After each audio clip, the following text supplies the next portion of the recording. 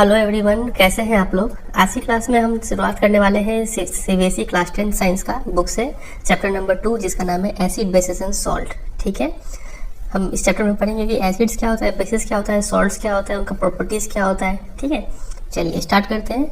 तो सबसे पहले हमारा जो टॉपिक है वो हम लोग एसिड और बेस को साइमल्टेनियसली पढ़ेंगे। ठीक है, साथ साथ में। चलिए सबसे पहले कुछ फीचर्स देख लेते हैं। एक तो acids are sour in taste. आपको पता होगा, पहले से आपने पिछले क्लास में पढ़ा होगा, ये एसिड का जो टेस्ट होता है वो खट्टा होता है। ठीक है, सावर टेस्ट होता है।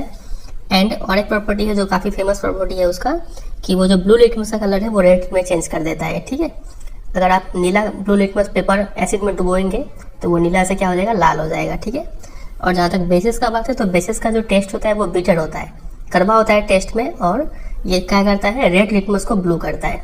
ठीक है, अब आप सोचेंगे कि एसिड जो है वो ब्लू को रेड करता है ना। अब आप सोचेंगे कि एसिड में अगर रेड डालेंगे तो क्या होगा, रेड को क्या कर देगा वो। तो एसिड में अगर रेड डालेंगे तो रेड में नो चेंज होगा। ठीक है, सिमिलरली बेस जो है वो रेड को ब्लू करता है, तो अगर आप ब्लू बेस में डाल देंगे तो ब्लू का कलर कोई चेंज नहीं होगा। ठीक है, और याद कैसे, बहुत जन को इसमें कंफ्यूजन होता है कि कैसे याद करें, एसिड रेड से ब्लू करता है कि ब्लू से रेड करता है, याद नहीं कर पाते हैं। तो इसको याद करने का एक टेक्निक है, आप सिर्फ ए और बी याद रखिए। ठीक है, इतना याद रखने से सब काम हो जाएगा। कैसे, A for acid and B for blue. तो एसिड जो है वो ब्लू को क्या करता है, और कोई ऑप्शन नहीं है, रेडी करना होगा इसको। ठीक है, और एसिड का पता चल गया तो बेस के लिए बहुत इजी हो गया लिखना। तो बेस क्या करेगा, रेड को ब्लू कर देगा। इसका ऑपोजिट लिख देना है यहाँ पे। ठीक है, यहाँ तक चलिए, ये टेक्निक है। अगर आपको ऐसे याद होता है तो ठीक है, नहीं तो आप इसको फॉलो कर सकते हैं। चलिए आगे बढ़ते हैं। तो एसिड और बेस में हमने दो डिफरेंस देख लिया, एक तो अकॉर्डिंग टू टेस्ट और लिटमस पेपर इफेक्ट। अगर अगला पॉइंट हम आए तो वो होता है इंडिकेटर। इंडिकेटर दो टाइप का होता है, एक होता है नेचुरल इंडिकेटर और दूसरा है सिंथेटिक इंडिकेटर। इंडिकेटर वो सब्सटेंसेस होते हैं जो डिफ्रेंशिएट करने में हेल्प करते हैं कि कौन सा चीज़ एसिड है और कौन सा चीज़ बेस है। तो अगर नेचुरल इंडिकेटर का बात करें तो लिटमस हो गया और टर्मरिक हो गया, ये दोनों क्या है, नेचुरल इंडिकेटर है। और अगर सिंथेटिक इंडिकेटर का एग्जाम्पल का बात करें तो मिथाइल ऑरेंज और फिनोप्थलीन, ये दोनों है सिंथेटिक इंडिकेटर। ठीक है, सिर्फ आपको नाम याद रखना है और कुछ यहाँ से नहीं आएगा। बस पहला इतना ही है इंट्रोडक्शन। एक क्वेश्चन कर लेते हैं, काफ़ी अच्छा क्वेश्चन है ये। लिखा हुआ है कि you have been provided with 3 test tubes. ठीक है, 3 टेस्ट ट्यूब है आपके पास। One of them contains distil water and the other 2 contains an acid solution and a basic solution. 3 test tube में एक में एसिड है, दूसरे में बेस है, तीसरे में डिस्टिल वाटर मतलब प्योर वाटर है। If you are given only red litmus paper, और आपको सिर्फ एक लाल लिटमस पेपर दिया गया है, how will you identify the contents of इस टेस्ट ट्यूब। अब कैसे पता करेंगे कि वो लाल टेस्ट ट्यूब से कि कौन सा एसिड है, कौन सा बेस है और कौन सा वाटर है। तीनों देखने में तो कलरलेस होता है। ठीक है, पानी जैसा ही दिखेगा तीनों, कैसे पता करेंगे। तो देखिए क्या करना है आपको। देखिए सबसे पहले ये 3 टेस्ट ट्यूब है आपके पास और आपके पास सिर्फ रेड लिटमस पेपर है। तो आपको पता है कि रेड लिटमस ब्लू हो जाएगा कब, जब उसको हम बेस के साथ ट्रीट करेंगे। तो क्या करेंगे कि इसमें से एक ड्रॉप इसमें डाल देंगे। अगर ये रेड से ब्लू हो गया तब तो कंफर्म हो गया कि ये बेस है, नहीं हुआ तो इसमें मूव करेंगे। ठीक है, अगर ये एसिड है तो इसमें नो चेंज होगा, वाटर है तो नो चेंज होगा। तो जो इसको रेड से ब्लू कर रहा है वो बेस होगा। मान लीजिए इसने इसको रेड से ब्लू कर दिया, तो इतना तो कंफर्म हो गया कि ये चीज़ क्या था, ये बेस था। ठीक है, एक चीज़ हमने सॉल्व कर दिया। अब बचा हुआ ये 2। अब इसमें से इस दोनों में से हमें बताना है कि कौन सा एसिड है और कौन सा वाटर है। ठीक है, अब इसके लिए हम लोग क्या करेंगे, तो इसके लिए हमें क्या करना होगा कि हम लोग क्या करेंगे कि ये तो पता है कि ये बेस है, तो हम लोग क्या करेंगे, एक मिक्सचर बनाएंगे। इसमें से एक बूंद और इसमें से एक बूंद मिला के एक मिक्सचर बना लेंगे। सिमिलरली इस बेस का एक बूंद और इसका एक बूंद मिला के एक मिक्सचर बना लेंगे। ठीक है, अब देखिए मान लीजिए ये एसिड होता और ये मान लीजिए वाटर होता, तो एसिड और बेस ये दोनों मिलके यहाँ पे कुछ बनाएगा। क्या बनाएगा हम लोग आगे देखने वाले हैं। फिलहाल आप मान लीजिए कुछ बनाएगा यहाँ पे, और यहाँ पे बेस और यहाँ पे वाटर, ये दोनों मिलके क्या बनाएगा, ये मिलके बेस ही रहेगा ये। ठीक है, तो देखिए अगर हम यहाँ से एक बूंद इसमें डालें तो इसमें कुछ कलर चेंज होगा, और यहाँ से एक बूंद अगर इसमें डालें, मेरे को पता है कि ये बेस है, मतलब ये रेड को क्या करेगा, ब्लू कर देगा। तो इन दोनों में से जो रेड को ब्लू कर दे, इसका मतलब ये वाला चीज़ जो आया था ये क्या था, वाटर था। समझ रहे हैं कि नहीं समझ रहे हैं। और ये क्या चेंज करेगा, वो जो भी चेंज करे उससे मतलब नहीं है। फिलहाल हम लोग को सिर्फ इतना देखना है कि कौन इन दोनों में से कौन सा रेड को ब्लू कर रहा है। जो रेड को ब्लू कर रहा होगा मतलब उसमें जरूर पानी होगा, बेस के साथ जरूर पानी मिला होगा, तभी तो उसको रेड को ब्लू कर रहा है। ठीक है, तो इस तरीके से हम लोग तीनों को डिटरमाइन कर लेंगे कि कौन सा एसिड, कौन सा बेस और कौन सा वाटर है। समझ में आया ये। जब ये वाटर हो गया तो ये ऑटोमेटिक एसिड हो जाएगा। चलिए अब आगे मूव करते हैं। अगला जो टॉपिक है यही हमारा आज का मेन टॉपिक है कि understanding the chemical properties of acids and bases. Acid और बेसिस का क्या क्या केमिकल प्रॉपर्टी है, ठीक है, काफ़ी इंपॉर्टेंट है। चलिए स्टार्ट करते हैं। सबसे पहले acids and bases in the laboratory. Laboratory में एसिड और बेस को कैसे पहचानेंगे वो हमें देखना है। तो देखिए यहाँ पे एक्टिविटी है, लिखा हुआ है collect the following solutions from the science laboratory. ये सब आपको कलेक्ट करना है, मतलब कलेक्ट नहीं करना, सिर्फ आपको नाम याद रखना है। यहाँ पे हाइड्रोक्लोरिक एसिड फॉर्मूला है HCl, याद कर लीजिए इसको, ठीक है, नाम और फॉर्मूला। Sulphuric acid H2SO4। अब ये काफ़ी खतरनाक है एसिड, इसको हम लोग किंग ऑफ केमिकल्स भी बोलते हैं, और कंसनट्रेटेड सल्फ्यूरिक एसिड को हम लोग किंग ऑफ एसिड्स भी बोलते हैं, ठीक है, काफ़ी दमदार एसिड है ये। और नाइट्रिक एसिड HNO3, मतलब ये तीनों ही बहुत खुखार एसिड है। एसिटिक एसिड ये एक टाइप का कमजोर एसिड है, वीक एसिड। और सोडियम हाइड्रोक्साइड, अब देखिए जिसमें भी ये हाइड्रोक्साइड आ रहा है, हाइड्रोक्साइड का फॉर्मूला होता है OH, sodium hydroxide NaOH, calcium hydroxide मतलब CaOH whole twice, potassium hydroxide मतलब KOH। तो जिसमें भी ये OH OH OH आ रहा है वो सब क्या होता है, बेस होता है। तो बेस को पहचानने का तरीका आप समझ गए। कोई भी कंपाउंड में अगर OH हाइड्रोक्साइड है तो आप समझ जाइएगा कि वो चीज़ क्या है, एक बेस है, ठीक है। और एसिड में क्या होता है, यूजुअली H होता है, H ये सब एसिड होता है, ठीक है। तो ये सब को आपको कलेक्ट करना है और इन सब इंडिकेटर्स के साथ टेस्ट करना है। तो हमें पता है red litmus solution, blue litmus solution ये सब नेचुरल इंडिकेटर है, और फेनोल्फथलीन और मेथाइल ऑरेंज ये सब क्या है, सिंथेटिक इंडिकेटर है, ठीक है। तो देखिए, तो आपको पता है कि रेड लिटमस सॉल्यूशन में अगर हम लोग बेस डालेंगे तो ये ब्लू हो जाएगा, अगर इसमें एसिड डालेंगे तो नो चेंज होगा। ब्लू लिटमस में एसिड डालेंगे तो ब्लू को रेड कर देगा, लेकिन अगर इसमें बेस डालेंगे तो नो चेंज होगा। फेनोल्फथलीन अगर इसमें बेस डाल दे तो ये पिंक हो जाएगा, ये लिख लीजिएगा, ये इंपॉर्टेंट है कि फेनोल्फथलीन बेसिक सॉल्यूशन में क्या होता है, पिंक होता है, और एसिडिक सॉल्यूशन में कलरलेस होता है। ये आप लिख लीजिएगा, पिंक इन बेस और कलरलेस इन एसिडिक, और ऐसे न्यूट्रल में भी कलरलेस ही होता है। और मिथाइल ऑरेंज जो है वो है रेड होता है इन एसिडिक सॉल्यूशन और येलो होता है इन बेसिक सॉल्यूशन, ठीक है, इसको नोट डाउन कर लीजिएगा। चलिए अब आगे बढ़ते हैं। तो अभी तक हमने जो इंडिकेटर देखा, ये चारों इंडिकेटर ये इंडिकेट करते हैं एसिड है कि बेस अपना कलर चेंज करके, ठीक है। लेकिन कुछ इंडिकेटर ऐसे भी होते हैं जो अपना स्मेल चेंज करते हैं, अपना गंध चेंज कर लेते हैं। उन सब इंडिकेटर्स को बोलते हैं ऑल्फैक्टरी इंडिकेटर्स, ठीक है। ये लिखा है कि there are some substances whose order changes in acidic और बेसिक मीडिया, ठीक है। ऑर्डर का मतलब आपको पता है, ये गंध। तो these are called olfactory indicator, और इसका कुछ एग्जाम्पल्स है। एग्जाम्पल हो गया वेनिला, ऑनियन एंड क्लोव, ठीक है। तो डेफिनेशन और एग्जाम्पल याद करके रख लीजिए, और इससे ज़्यादा तो कुछ पूछेंगे नहीं यहाँ पे। चलिए, तो पहला प्रॉपर्टी यही हो गया कि हम लोग लेबोरेटरी में एसिड और बेस में कैसे डिफरेंशिएट करेंगे। दूसरा प्रॉपर्टी पे आते हैं जो कि है how do acids and bases react with metals. Acid और बेस मेटल के साथ कैसे रिएक्ट करते हैं। तो टॉपिक को आगे बढ़ने से पहले आपको कुछ मेटल का नाम याद कर लेना है अभी के अभी। पहला मेटल है जिंक, दूसरा है कॉपर, तीसरा है सोडियम, कैल्शियम, मैग्नीशियम, ठीक है। तो ये कुछ फेमस मेटल्स है जिसका नाम आपको याद कर लेना चाहिए। एसिड्स का फेमस नाम HCl H2SO4 HNO3, और बेसिस का NaOH KOH CaOH whole twice MgOH, ठीक है, ये सब आप याद कर लीजिए। चलिए, मतलब एसिड बेसिस का तो यहाँ पे लिस्ट दिया गया था ना, ये आपको याद होना चाहिए, ये वाला चीज़, ठीक है। चलिए अब आगे बढ़ते हैं। तो अब हमें देखना है कि एसिड और बेस मेटल के साथ कैसे रिएक्ट करते हैं। तो सबसे पहले हम देखेंगे कि एसिड एक मेटल के साथ कैसे रिएक्ट करता है, ठीक है।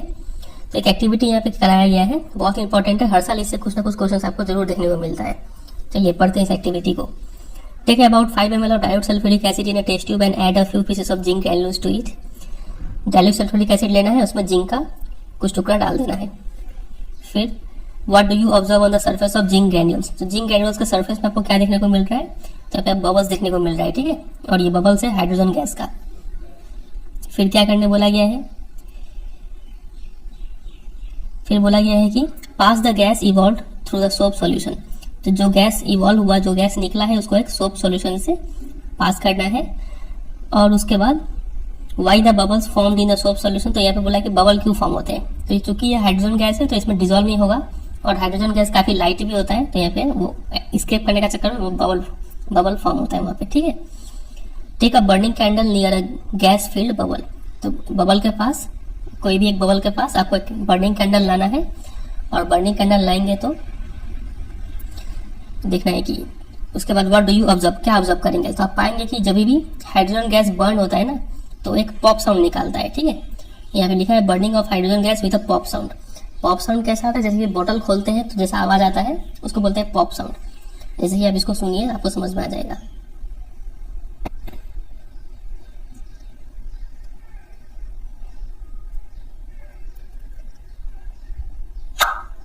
ठीक है, इसको बोलते हैं पॉप साउंड।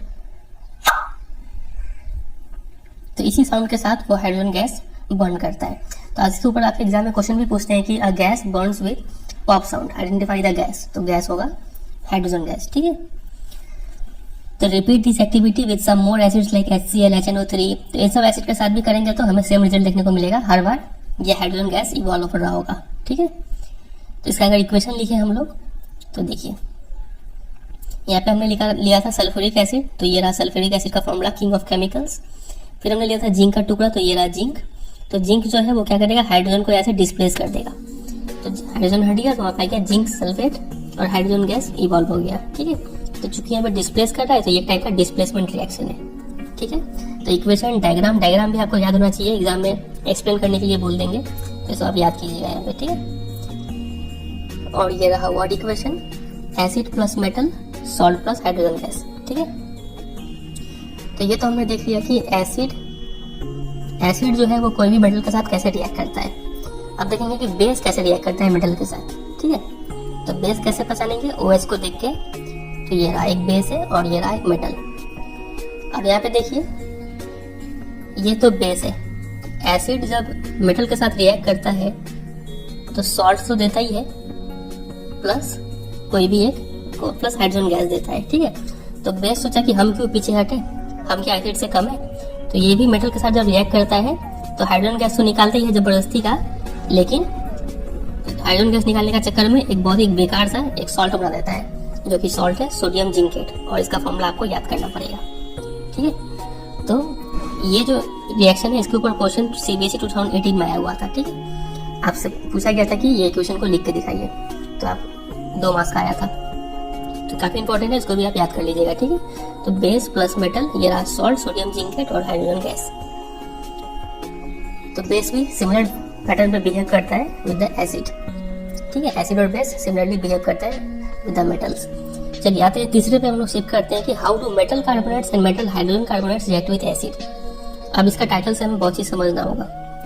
मेटल, बहुत सारा मेटल है, उसका नाम आपको याद हो गया होगा, कार्बोनेट्स। कार्बोनेट जैसे कि आपने याद कर रखा है कि सल्फेट का SO4 होता है, वैसे कार्बोनेट का भी आपको याद होना चाहिए, कार्बोनेट का होता है CO3।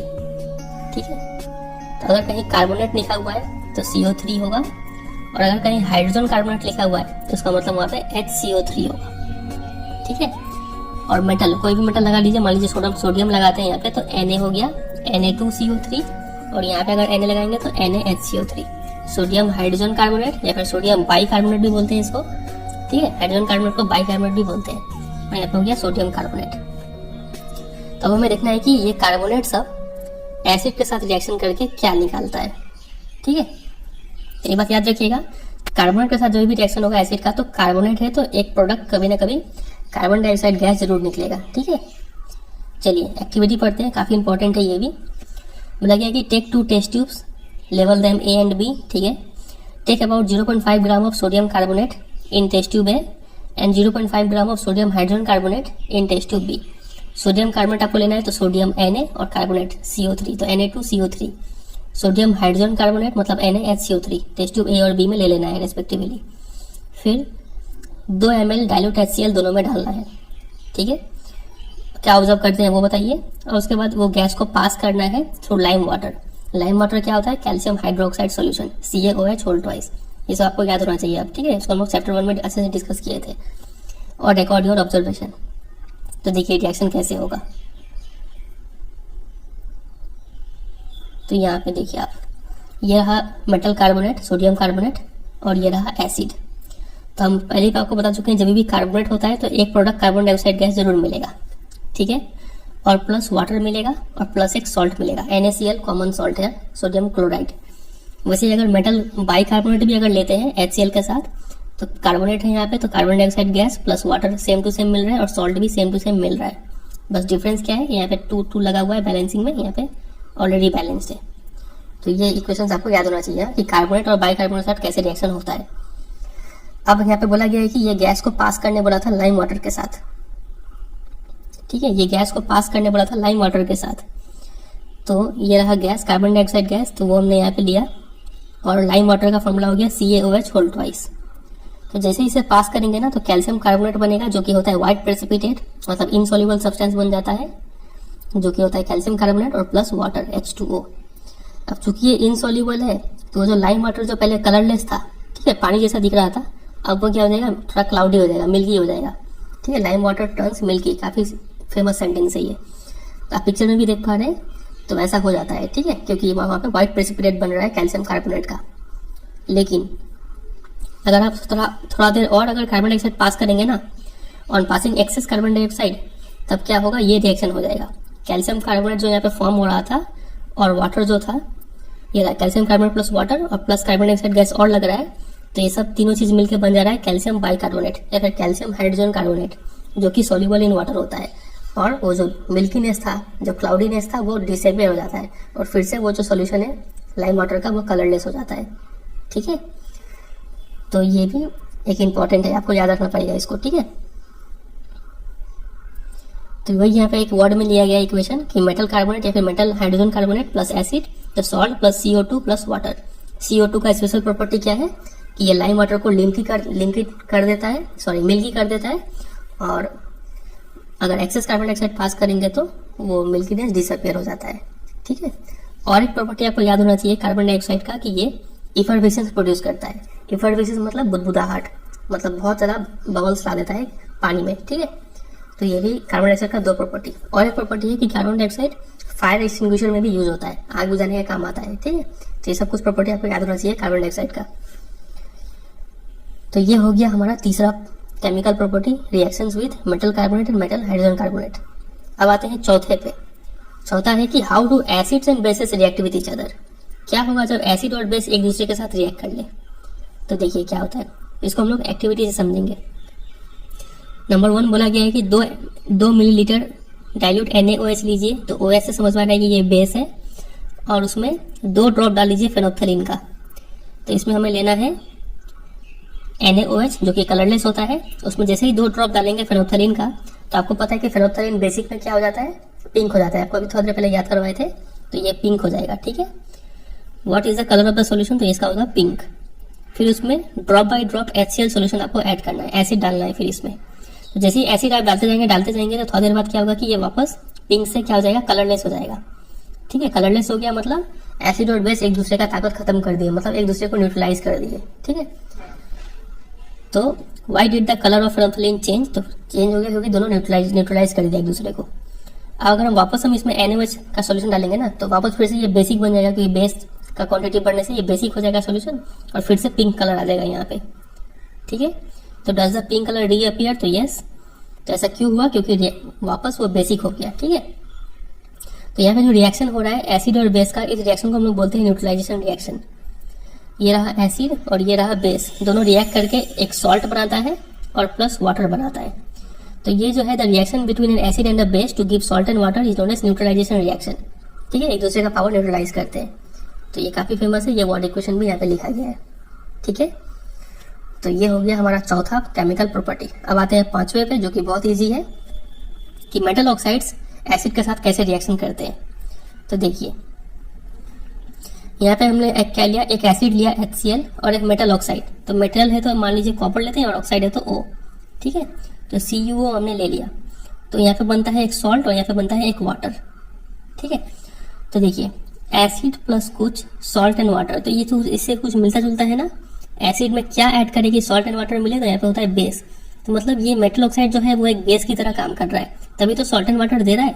इसलिए हम लोग बोलते हैं कि मेटल ऑक्साइड का जो नेचर होता है वो क्या होता है, बेसिक होता है।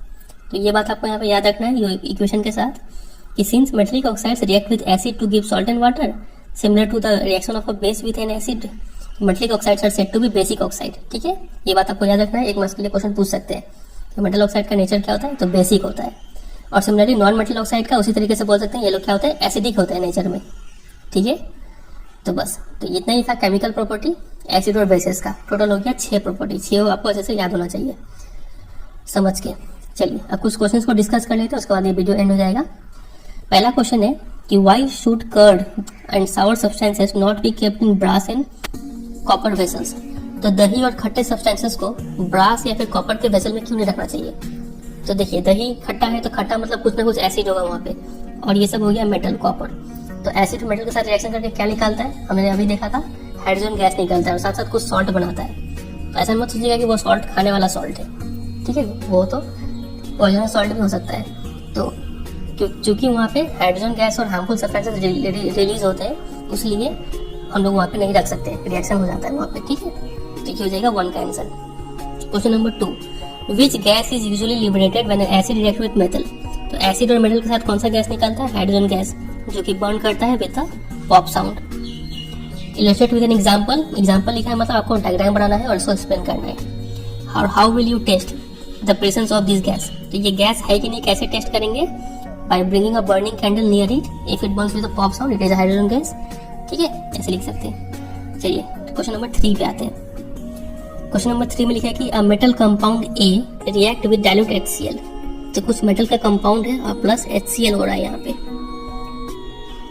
To produce इफर्विसेंस। तो इफर्विसेंस मतलब कार्बन डाइऑक्साइड का प्रॉपर्टी है ये।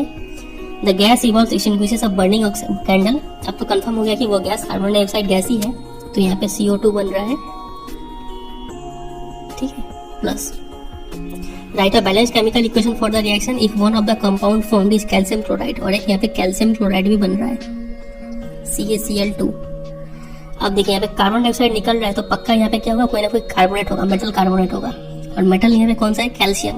तो हो गया यहाँ पे CaCO3 प्लस HCl। तो एक यहाँ पे बनता है वाटर भी बनता है प्लस H2O, ठीक है। तो ऐसे करके इसका इक्वेशन हो जाएगा, CaCO3 plus HCl gives CaCl2 plus H2O plus CO2, ठीक है।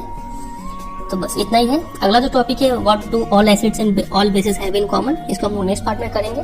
उम्मीद करते हैं आपको आज का टॉपिक और वीडियो समझ में आया होगा। वीडियो का थोड़ा सा भी हेल्पफुल रहा तो वीडियो को जरूर एक लाइक कर दीजिए, क्योंकि आपका एक छोटा सा लाइक काफ़ी मोटिवेट करेगा मेरे को और भी वीडियो बनाने में, ठीक है। और दोस्तों के साथ भी ज़रा शेयर कर दीजिएगा, क्योंकि चैनल को ग्रो होने में थोड़ा हेल्प मिलेगा। चैनल पर नए हो तो चैनल को सब्सक्राइब भी कर लीजिए और चैनल पर बाकी वीडियोज़ को एक्सप्लोर कीजिए, ठीक है, आपको जरूर वहाँ से हेल्प मिलेगा। चलिए फिर मिलते हैं बहुत जल्द अगले पार्ट के साथ। तब तक के लिए goodbye and take care.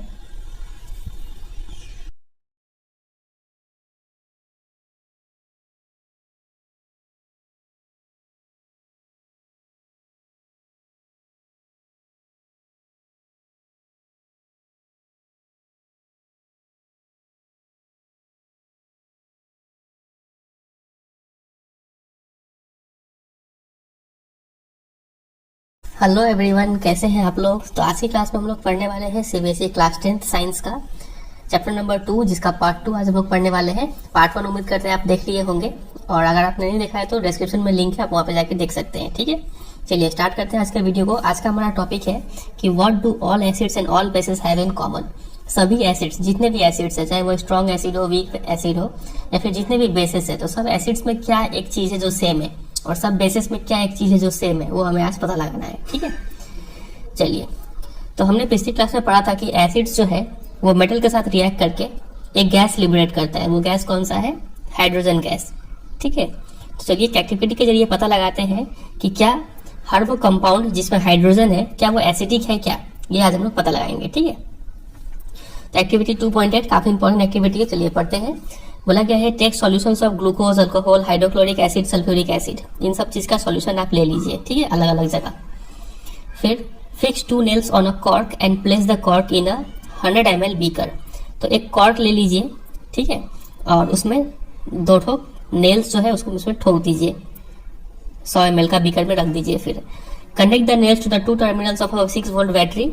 फिर नेल्स का जो 2 एंड है इसको एक बैटरी का 2 एंड पे कनेक्ट कर दीजिए, ठीक है, दोनों नेल्स को इस तरीके से। उसके बाद क्या करना है, now pour some dilute HCl in the beaker and switch on the current. उसके बाद इसमें डाइल्यूट HCl डाल लीजिए। ये डाइल्यूट क्या होता है, डाइल्यूट कंसंट्रेटेड, ये भी आज हम लोग समझने वाले हैं, ठीक है। तो ये आप डाल दीजिए इसमें और फिर स्विच को ऑन कर दीजिए। तो repeat the activity with dilute sulphuric acid. ये तो HCl से किए थे, अब इसकी जगह पर सल्फ्यूरिक एसिड डाल के कीजिए इसी को repeat. What do you observe, तो हम पाएंगे कि ये जो बल्ब है वो ग्लो करेगा, ठीक है। और बोला कि इसी को रिपीट कीजिए ग्लूकोज और अल्कोहल के साथ भी, क्योंकि इसमें भी तो हाइड्रोजन होता है, ठीक है। और डज द बल्ब ग्लो, तब पाएंगे कि ग्लूकोज और अल्कोहल के केस में ये बल्ब नहीं जलेगा, सिर्फ एसिड से ये बल्ब जला। तो ऐसा क्यों हुआ? तो आपको ये बात पता होना चाहिए कि इलेक्ट्रिक करंट कोई एक वायर में तभी फ्लो करता है जब उसमें क्या हो, इलेक्ट्रॉन्स के जरिए फ्लो करता है, ठीक है। लेकिन कोई एक सॉल्यूशन में इलेक्ट्रिक करंट तभी फ्लो कर पाएगा जब उसमें क्या हो, आयंस हो, ठीक है। आयंस दो टाइप का होता है, कैटायंस और एनायंस। कैटायंस मतलब पॉजिटिवली चार्ज और एनायंस मतलब नेगेटिवली चार्ज आयंस, ठीक है। अब देखिए यहाँ पे क्या होता है। तो सॉल्यूशन में हमने अभी देखा कि सॉल्यूशन में करंट तभी जाएगा जब आयंस हो। तो हमने देखा कि एसिड में करंट जा रहा है, इसका मतलब जरूर एसिड आयन प्रोड्यूस किया होगा। तो देखिए यहाँ पे क्या लिखा हुआ है, लिखा हुआ है acids contain H+ ion as cation. तो H+ आयन है तो वो कैटायन हो गया, और जो भी है HCl अगर एसिड है तो H तो हो गया आयन वाला, और Cl जो हो गया Cl- वो हो गया एनायन, ठीक है। सिमिलरली HNO3 में H तो हो गया H+ आयन हो गया कैटायन, और NO3- जो हो गया एनायन। SO4 2- जो हो गया वो सल्फ्यूरिक एसिड का एनायन हो गया। सिमिलरली एसिटिक एसिड का भी ये एनायन हो गया, ठीक है। तो since the cation present in acid is H+, तो सभी टाइप का एसिड हो, चाहे वो HCl हो, HNO3 हो, H2SO4 हो, एसिटिक एसिड हो, सभी एसिड में H+ आयन हमें देखने को मिल रहा है, ये कैटायन सब में प्रेजेंट है। तो ये सजेस्ट करता है कि एसिड्स प्रोड्यूस हाइड्रोजन आयंस, और हाइड्रोजन आयंस को हम लोग डिनोट कैसे करते हैं, H+ और ब्रैकेट में AQ जरूर लिखेंगे, ठीक है। अभी हम बताएंगे कि ब्रैकेट में AQ क्यों लिखते हैं। AQ का मतलब होता है कि एक्वस, ठीक है, मतलब वो जो है पानी में घुल के प्रेजेंट है H+ आयन, ठीक है। तो सब एसिड में ये H+ ion, H+ cation present है, और in solution which are responsible for the acidic property, और यही H+ आयन के कारण कोई भी एसिड उसमें एसिडिक प्रॉपर्टी होता है, ठीक है। तो हमारा जो टॉपिक क्या था कि what do all acids and all bases have in common. तो फिलहाल के लिए हमें ये तो पता चल गया कि सभी एसिड में क्या कॉमन होता है, H+ आयन सभी एसिड में कॉमन होता है, ठीक है। और H+ आयन को हम लोग लिखते कैसे हैं, H+ AQ, ठीक है। चलिए, और वैसे ही अगर हम बेस का बात करें ना, तो आपको पता है कि बेस किसको बोलते हैं, पिछली क्लास में समझा चुके हैं, जिसमें भी हाइड्रोक्साइड आयन हो उसको बोलते हैं बेस। तो ये बेस भी, हर बेस में क्या होता है, OH- आयन होता है। तो ये बेस का प्रॉपर्टी है। एसिड का प्रॉपर्टी क्या हो गया, H+ आयन, और बेस का प्रॉपर्टी हो गया OH- आयन, ठीक है। ब्रैकेट में AQ तो होगा ही दोनों जगह। चलिए एक थोड़ा और पढ़ते हैं तो अभी और आपको क्लियर हो जाएगा। अगला टॉपिक है what happens to an acid और a base in a water solution. अगर किसी एसिड या फिर बेस को पानी में घोल देंगे तो क्या होगा। तो do acid produce ion only in aqueous solution. तो यहाँ पे जो क्वेश्चन है कि एसिड्स जो है आयंस तभी प्रोड्यूस करेगा जब एक्वस सॉल्यूशन हो, जब पानी उसमें प्रेजेंट हो। तो इसको हम टेस्ट करेंगे, ठीक है। काफी इंपॉर्टेंट एक्टिविटी है ये। बोला गया है take 1 gram sodium chloride in a clean and dry test tube. एक साफ सूखा टेस्ट ट्यूब में सोडियम क्लोराइड ले लीजिए, और कंसंट्रेटेड सल्फ्यूरिक एसिड भी उसमें ले लीजिए, ठीक है। तो आप पाएंगे कि देखिए ये रहा NaCl को, थोड़ा जूम करते हैं पहले। तो ये आप यहाँ पे रिएक्शन देख पा रहे हैं यहाँ पे कि NaCl हमने लिया सॉल्ट, और जाइड सल्फ्यूरिक एसिड ये रहा, रिएक्शन हो रहा है यहाँ पे। तो ये यहाँ पे डबल डिस्प्लेसमेंट हो रहा है। तो यहाँ पे देखिएगा कि ये Cl इधर आ जाएगा, H2SO4 इधर आ जाएगा, ठीक है। पहले चैप्टर 1 में समझा चुके हैं इसको। तो हमें मिला एक सॉल्ट Na2SO4 और HCl, ये भी एक एसिड है, लेकिन ये जो मिलेगा ना HCl, ये एक गैस के रूप में मिलेगा, ठीक है। HCl का गैस प्रोड्यूस होगा यहाँ पे। तो अब क्या बोला गया है करने के लिए कि is there a gas coming out. तो हाँ, गैस तो निकल रहा है, और हमें पता भी चल गया कौन सा गैस है वो, HCl हाइड्रोक्लोरिक गैस है वो। तो test the gas evolve successfully with dry and wet blue litmus paper. तो इस गैस को बोला गया है टेस्ट करने के लिए एक सूखा लिटमस पेपर से और एक वेट लिटमस पेपर से, ठीक है। तो और दोनों ही ब्लू ही होगा क्योंकि एसिड ब्लू को रेड करेगा। तो फिर आपको देखना होगा कि कौन सा लिटमस पेपर, सूखा वाला ब्लू से रेड होता है या फिर भीगा वाला ब्लू से रेड होता है। तो आप पाएंगे कि जो भीगा वाला जो है वो ब्लू से रेड हो गया, सूखा वाला ब्लू से रेड नहीं हुआ, ठीक है। तो इसे क्या प्रूव होता है, इसे ये प्रूव होता है, ये ना यहाँ पे लिखा हुआ है, this experiment suggest that hydrogen ions in HCl are produce in the presence of water. Hydrogen ion acid का तभी निकलेगा जब वाटर प्रेजेंट हो। हमें तो HCl गैस मिला था, इसमें तो वाटर नहीं था HCl, लेकिन जैसे हमने ड्राई लिटमस पेपर लाया तो उसमें भी वाटर नहीं है, ये भी ड्राई है, लिटमस पेपर और ये भी ड्राई, तो H प्लस आयन यहाँ पे निकल नहीं पाया और उसलिए उस सूखे वाले लिटमस पेपर को वो ब्लू से रेड नहीं कर पाया। वहीं अगर हम वेट लिटमस पेपर लेते ना, भीगा हुआ लिटमस पेपर लेते, तो मॉइस्चर जो है वो हेल्प करता है इसका H प्लस आयन निकालने में, और तब वो वेट लिटमस पेपर को ब्लू से रेड कर देता। समझ पा रहे इतना बात को? चलिए, तो वो यहाँ पे लिखा गया है कि this experiment suggest that hydrogen ions in HCl are produced in the presence of water. Water का प्रेजेंस में ही हाइड्रोजन आयंस निकलेगा। The separation of hydrogen ion from HCl molecule can not occur in the absence of water. अगर water नहीं है तो H plus ion का separation नहीं हो सकता है। तो ये रहा HCl और उसमें पानी मिलाए तो ऐसे सेपरेट हो गया Cl माइनस और H3O प्लस। अब बोलेंगे कि H3O प्लस कहाँ से आ गया, यहाँ तो H प्लस निकलना चाहिए था। तो H प्लस आयन कभी भी अकेले एग्जिस्ट नहीं कर सकता है, वो हमेशा पानी के साथ मिलकर हाइड्रोनियम आयन बना लेता है। इसको बोलते हैं हाइड्रोनियम आयन। H3O प्लस को हाइड्रोनियम आयन बोलते हैं। तो hydrogen ions can not exist alone. फिर से बोला गया है कि alone H plus ion exist नहीं कर सकता है, but they exist after combining with water molecule. ठीक है, H प्लस आयन अकेले नहीं रह सकता है, वो कंबाइन कर जाएगा पानी के एक और मॉलिक्यूल के साथ और बना लेगा H3O प्लस। ठीक है, H 3 हो गया और O प्लस, या उसको बोलते हैं हाइड्रोनियम आयन। तो ऐसे वो रहता है। Thus hydrogen ions must always be shown as H plus AQ और हाइड्रोनियम आयन। तो वही यहाँ पे बोला गया था कि हाइड्रोजन आयन को अगर आपको शो करना है तो H प्लस AQ जरूर लिखना होगा, नहीं तो H3O प्लस लिखना होगा। कोई सिर्फ H प्लस लिख रहा है तो वो थोड़ा मिस्टेक माना जाएगा। ठीक है, क्योंकि ये अलोन एग्जिस्ट नहीं कर सकता है। समझे कि नहीं? इसलिए हम आपको यहाँ पे बोले थे कि यहाँ पे H प्लस AQ लिखना पड़ेगा। ठीक है, क्योंकि H प्लस अलोन एग्जिस्ट नहीं कर सकता है। We have seen that acids give H3O plus या फिर H plus AQ ion in water. तो ये दोनों में आपका ऑप्शन है, क्या तो H3O प्लस लिखिए नहीं तो H प्लस AQ लिखिए, दोनों एक ही चीज है। तो एसिड्स ये देता है वाटर में। अब क्या होगा कि अगर बेस को पानी में घोला जाए तो देखिए NaOH है, ये रहा वाटर में घोल दिए यहाँ पे, तो हमें मिलता है Na प्लस और OH माइनस आयन। तो सब बेस में हाइड्रोक्साइड आयन हमें देखने को मिलता है, और OH माइनस भी लिखते हैं तो ब्रैकेट में AQ जरूर लिखते हैं हम लोग। ठीक है, ये रहा एक बेस KOH के साथ भी लिया गया तो सेम चीज प्रोड्यूस हुआ, MgOH के साथ भी लिया गया तो सेम चीज प्रोड्यूस हुआ। तो bases generate hydroxide OH ion, OH minus ions in water. ठीक है यहाँ तक। और एक और इंपॉर्टेंट बात है यहाँ पे कि bases which are soluble in water are called alkalis. तो वो बेस जो पानी में घुल जाए इसको अल्कली बोलते हैं।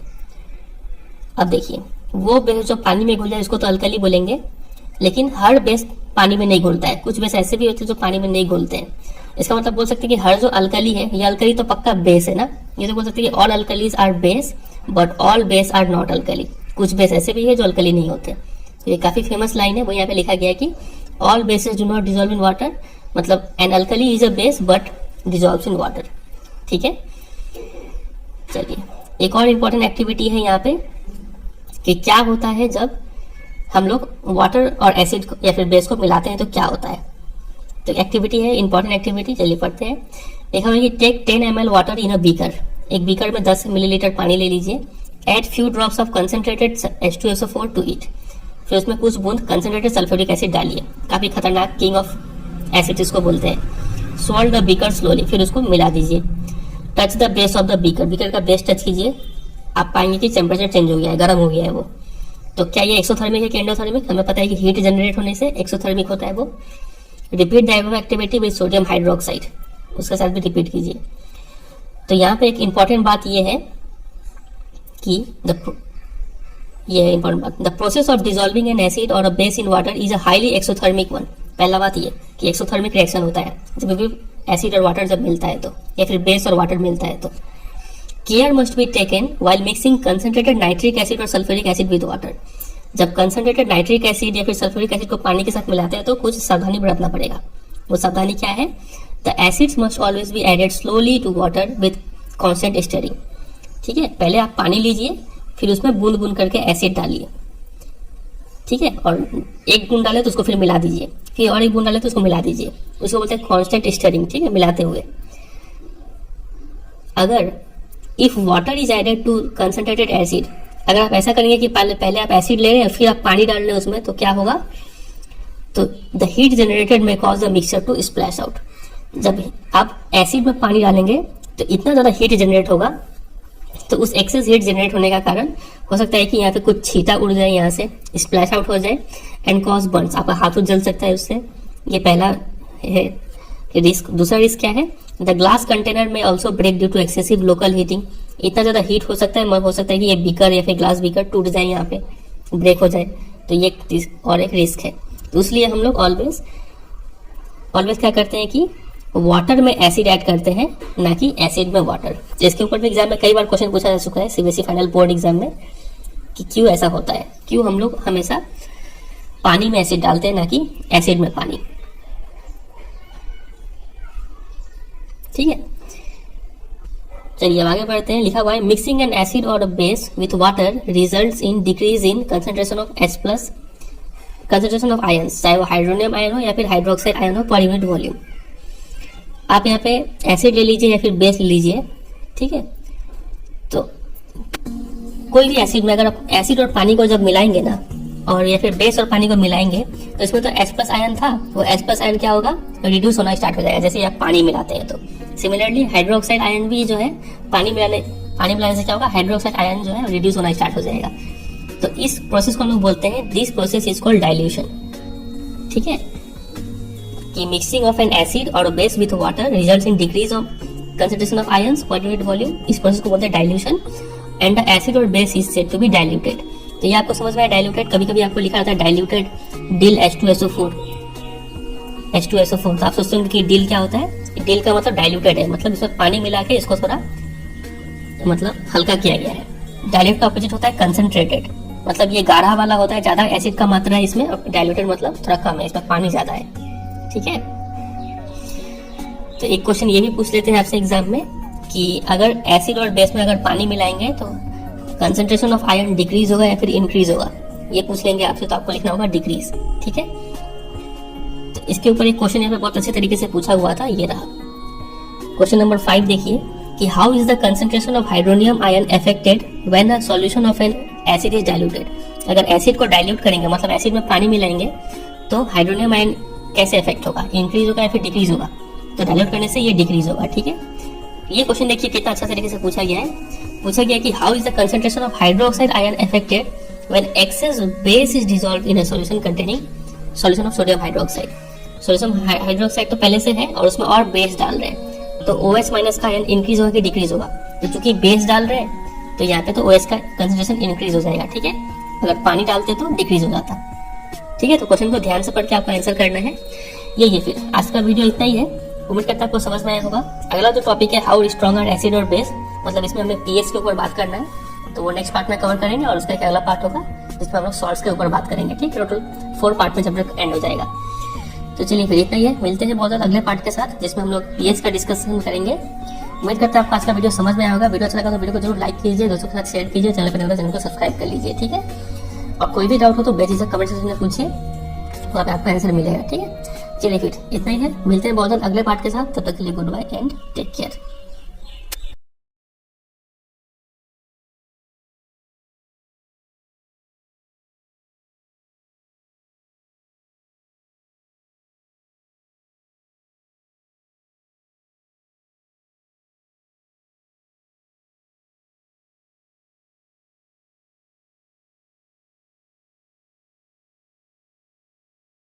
हेलो एवरीवन, कैसे हैं आप लोग। तो आज की क्लास में हम पढ़ने वाले हैं सीबीएसई क्लास 10 साइंस का चैप्टर नंबर 2 का पार्ट 3। ठीक है, आज के टॉपिक में हमें पढ़ना है हाउ स्ट्रॉन्ग आर एसिड्स और बेस सॉल्यूशंस। ठीक है, एसिड का क्या होता है, एसिड का केमिकल प्रॉपर्टी क्या है, बेस क्या होता है, बेस का केमिकल प्रॉपर्टी क्या है, कैसे आइडेंटिफाई करेंगे, ये हमने पिछले के पार्ट में 2 पार्ट में हमने पढ़ लिया है। ठीक, अगर आपने नहीं देखा है तो आपको डिस्क्रिप्शन में लिंक मिलेगा, वहाँ पे जाके आप देख सकते हैं। चलिए आज का वीडियो स्टार्ट करते हैं। तो पिछली क्लास में हमने पढ़ा था कि एसिड बेस इंडिकेटर जो है वो सिर्फ बताता है कि कौन सा सब्सटेंस एसिड है और कौन सा सब्सटेंस बेस है। ठीक है, और हमने ये भी पढ़ा था कि डाइल्यूशन प्रोसेस क्या होता है, और डाइल्यूशन के जरिए कैसे उसमें पानी मिलाते हैं, और कैसे वहाँ पे जैसे ही पानी मिलाते हैं तो H+ का कंसंट्रेशन या फिर OH- का कंसंट्रेशन डिक्रीज होता है। ठीक है, ये हमने देखा था पिछली क्लास में। तो अब हम इस आज के क्लास में हमें पढ़ना है कि अभी तक तो हमने पढ़ा सिर्फ एसिड बेस इंडिकेटर, तो अब आज का सवाल ये है कि क्या हम ऐसा इंडिकेटर बना सकते हैं जो ये तो बता दे कि एसिड है ही, साथ साथ ये भी बता दे कि एसिड का स्ट्रेंथ कितना है। कितना H प्लस आयन उसमें कंसंट्रेशन है या फिर कितना OH माइनस आयन कंसंट्रेशन है उस सब्सटेंस में। ठीक है, तो क्या ऐसा करना पॉसिबल है? Can we quantitatively find the amount of these ions present in a solutions. ठीक है, कोई एक सॉल्यूशन में कितना H प्लस आयन है या फिर कितना OH माइनस आयन है, क्या हम लोग उसको नंबर्स में मेजर कर सकते हैं क्या? तो इसका जवाब होगा हाँ, बिल्कुल मेजर कर सकते हैं। तो वही आज हमें देखना है कि कैसे मेजर करेंगे। तो we can do this by making use of a universal indicator. तो हमें एक यूनिवर्सल इंडिकेटर का यूज करना होगा, जो क्या होता है, which is a mixture of several indicators. ठीक है, कई तरह के इंडिकेटर को मिला के यूनिवर्सल इंडिकेटर बनता है। Universal indicator shows different colours at different concentrations of hydrogen ions in a solution. ठीक है, कोई एक सॉल्यूशन में हाइड्रोजन आयन कितना है, नहीं है, ठीक है, तो डिफरेंट क्वांटिटी पे डिफरेंट कलर शो करता है यूनिवर्सल इंडिकेटर। थोड़ा आगे बढ़ते हैं, फिर ये लाइन और अच्छे से क्लियर होगा। ठीक है, a scale for measuring hydrogen ion concentration in a solution called pH scale has been developed. ठीक है, तो इसको ऐसे समझिए कि कोई एक सॉल्यूशन होता है, ठीक है, और हमें इसमें मेजर करना है कि इसमें कितना H प्लस आयन है या फिर कितना OH माइनस आयन है। ठीक है, कोई भी एक सॉल्यूशन है ना, भले ये एसिड है या फिर बेस है, तो इसमें हमेशा अगर ये बेस है तो इसमें H प्लस आयन होता ही है।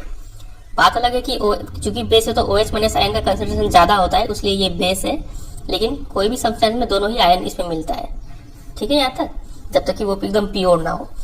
तो यहाँ पे बोला गया है, तो हम लोग क्या करेंगे कि एक ऐसा स्केल बनाएंगे for measuring hydrogen ion concentration in a solution. ठीक है, कि वो सॉल्यूशन में मेजर कर देगा कि कितना हाइड्रोजन आयन है। ठीक है, अगर हाइड्रोजन आयन ज्यादा है तो हम लोग बोल देंगे कि वो सॉल्यूशन एसिडिक है, और कितना एसिडिक है वो भी बता देंगे। और अगर हाइड्रोजन आयन कम है, इसका मतलब वो क्या है, वो सॉल्यूशन बेसिक है, और कितना बेसिक है वो भी बता देंगे हम लोग। ठीक है, तो फिलहाल के लिए ये समझिए कि पीएच स्केल क्या होता है। तो पीएच स्केल से मेजर होता है, पीएच स्केल एक स्केल है जो मेजर करता है कि कोई एक सॉल्यूशन में कितना हाइड्रोजन आयन का कंसेंट्रेशन है, कितना उसका क्वांटिटी है। ठीक है, अब आप सोचेंगे कि ये पीएच अजीब सा लिखा हुआ है, पी स्मॉल लेटर में, एच कैपिटल लेटर में, ये क्या है? तो ये जो स्मॉल लेटर पी है ना, पी का मतलब होता है पावर। ठीक है, और एच का मतलब तो आपको पता चली गया होगा, हाइड्रोजन। तो पीएच का मतलब हो गया कि कोई एक सॉल्यूशन में कितना हाइड्रोजन का पावर है, कितना कंसेंट्रेशन है हाइड्रोजन आयन का। ठीक है, मतलब पीएच को आप समझ सकते हैं, पावर ऑफ हाइड्रोजन।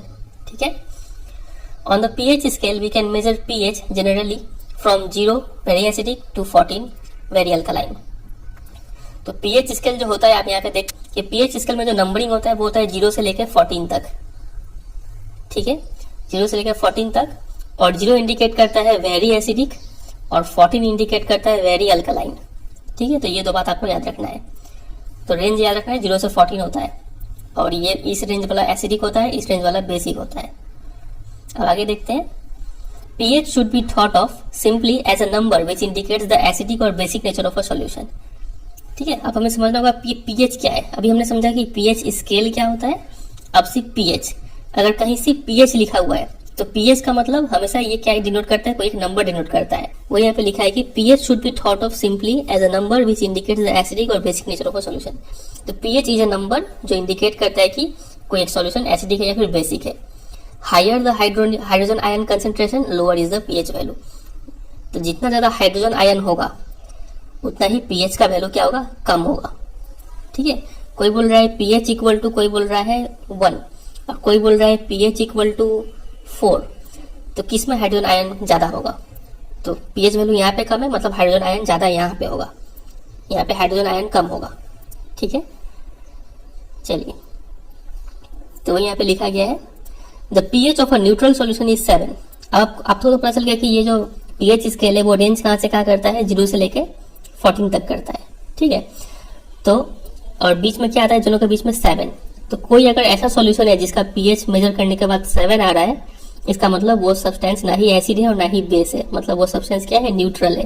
ये न्यूट्रल वर्ड आपको याद होगा। ठीक है, न्यूट्रलाइजेशन रिएक्शन में हमने पढ़ा था, और इसका एग्जांपल है कि प्योर वाटर जो है वो न्यूट्रल होता है। ठीक है, और 7 से कम हो गया तो एसिडिक नेचर जितना कम होगा उतना एसिडिक नेचर इंक्रीज होगा, और 7 से जितना बढ़ेगा उतना एसिडिक नेचर बढ़ता जाएगा। ठीक है, मतलब कोई अगर बोल रहा है pH अगर 14 है तो वो बहुत तगड़ा बेस है, मजबूत बेस है वो। ठीक है, कोई बोल रहा है pH अगर 0 है तो वो हाईली एसिडिक है वो।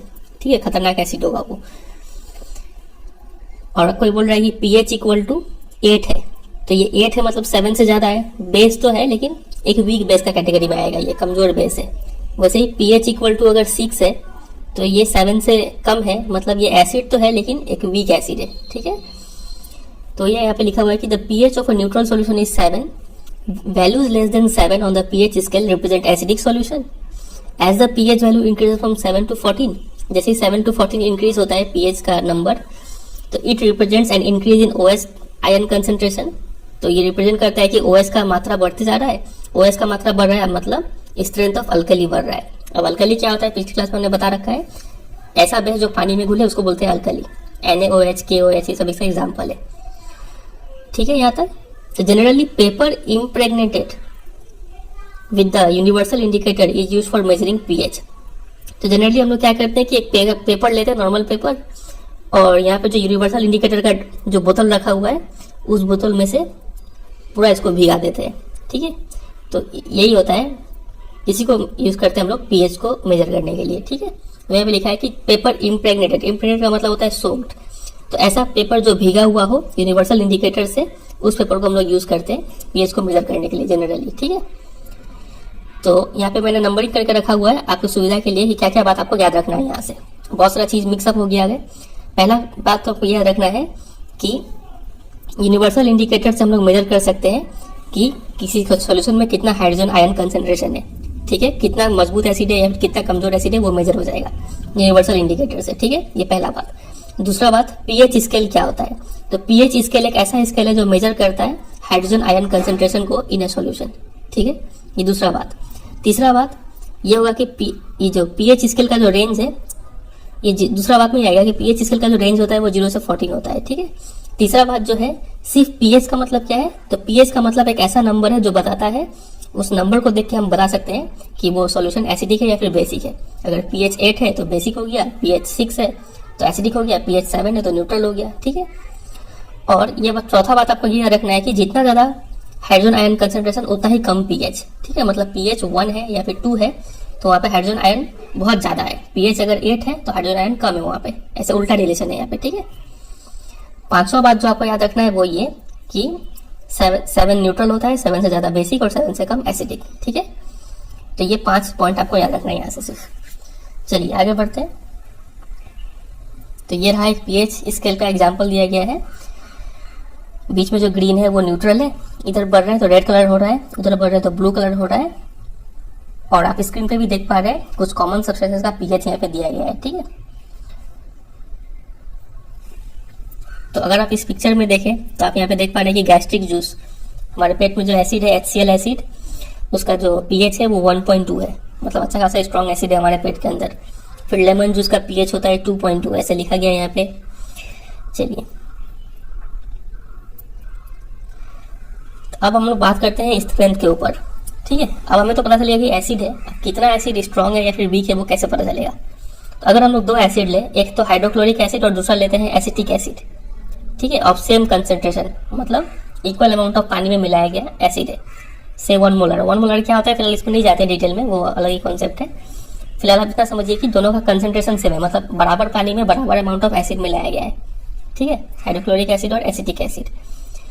तो अब आप ये बताइए कि कौन सा ज्यादा H+ आयन देगा।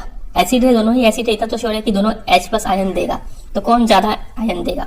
तो हम पाएंगे कि ये हाइड्रोक्लोरिक एसिड जो है वो ज्यादा हाइड्रोजन आयन देता है कंपेयर टू एसिटिक एसिड। तो ऐसा एसिड जो ज्यादा H+ आयन प्रोड्यूस करता है उसको हम लोग स्ट्रॉन्ग एसिड बोलते हैं। और यहाँ पे लिखा गया कि acid that give rise to more H+ ions are said to be strong acid and acid that give less H+ ion are said to be weak acid. Similar case हम लोग बेस के लिए भी बोल सकते हैं कि जो ज्यादा OH- आयन देगा वो स्ट्रॉन्ग बेस होगा और जो कम OH- आयन देगा वो वीक बेस होगा, ठीक है। तो इतना बात आपको याद रखना है। तो स्ट्रॉन्ग एसिड का एग्जांपल याद रखिएगा हाइड्रोक्लोरिक एसिड, और वीक एसिड का एग्जांपल एसिडिक एसिड आप याद रखिएगा, ठीक है। इसका फॉर्मूला होता है CH3COOH। आगे देख लेंगे कार्बन वाले चैप्टर में हम लोग। तो ये हमने देखा pH।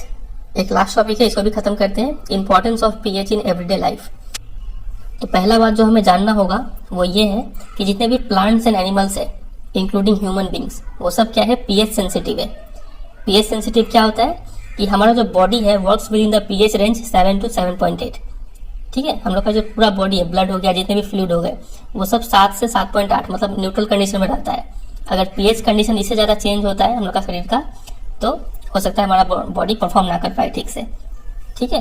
तो living organisms can survive only in the narrow range of pH change, ठीक है। इससे ज़्यादा पीएच चेंज होगा तो हम लोग सर्वाइव नहीं कर पाएंगे। वैसे ही अगर रेन वाटर का बात करें कि जब रेन वाटर का जो पीएच होता है वो 5.6 से कम हो जाए तो उसको हम लोग बोलते हैं एसिड रेन, ठीक है। ये बात याद रखिएगा, एक बार से क्वेश्चन पूछ सकते हैं कि एसिड रेन क्या होता है, ऐसा रेन जिसका पीएच वैल्यू 5.6 से कम हो।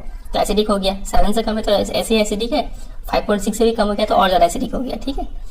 तो ये जब एसिड रेन जब रिवर में जाता है तो वो रिवर वाटर का भी पीएच लो कर देता है, ठीक है। मतलब रिवर वाटर पे क्या हो गया, एसिडिक हो गया, जिस कारण से एक्वेटिक लाइफ जो है उनका सर्वाइव करना डिफिकल्ट हो जाता है। तो ये बात आपको ध्यान में रखना है, ठीक है। दूसरा अगर चीज़ पर गौर करें वो है ये कि what is the pH of the soil in your backyard.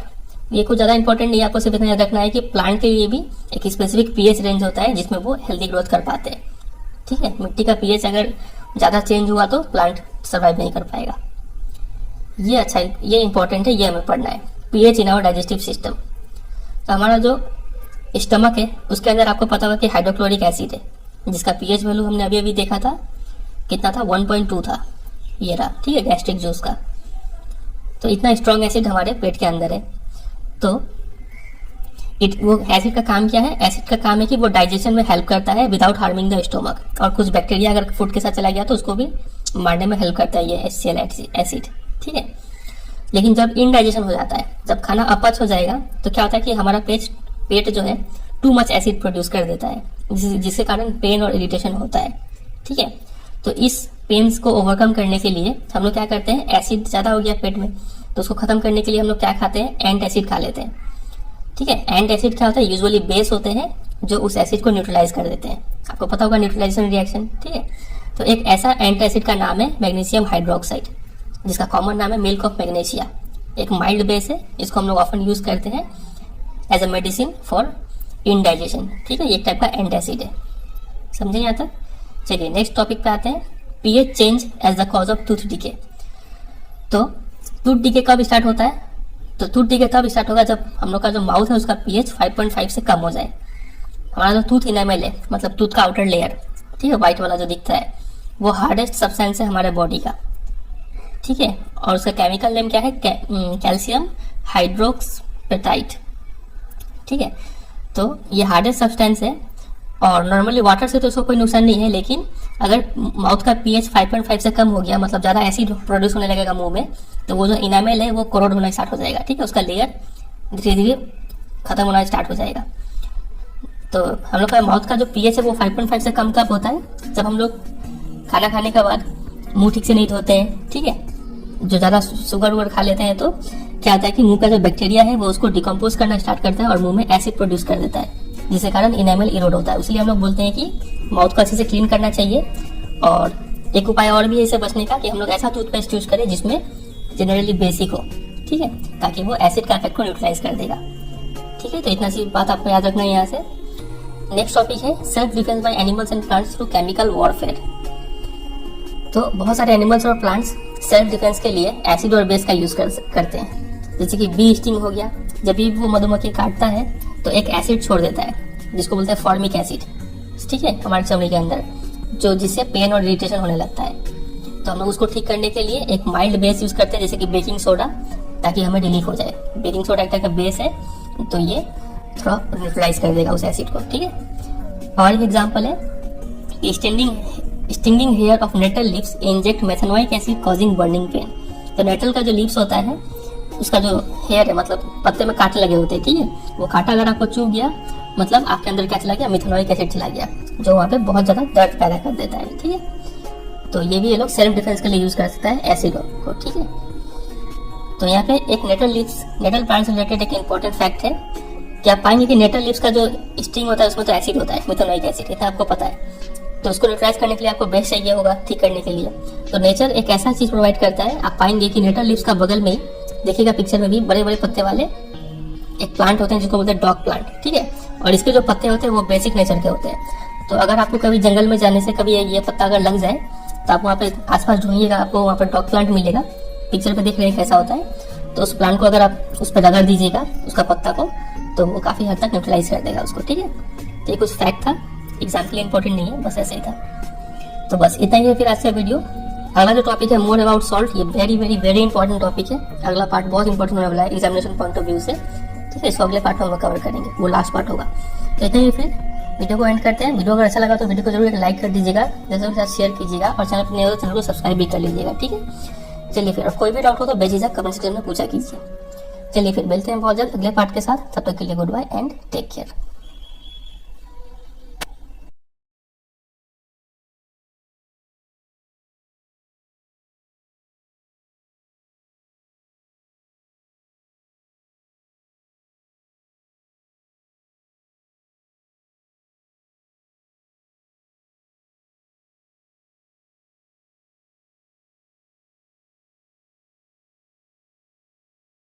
Hello everyone, कैसे हैं आप लोग। तो आज की क्लास में हम पढ़ने वाले हैं मोर अबाउट सॉल्ट्स, ठीक है। इसके पहले के 3 पार्ट में हमने एसिड और बेसिस को अच्छी तरीके से खत्म कर लिया है।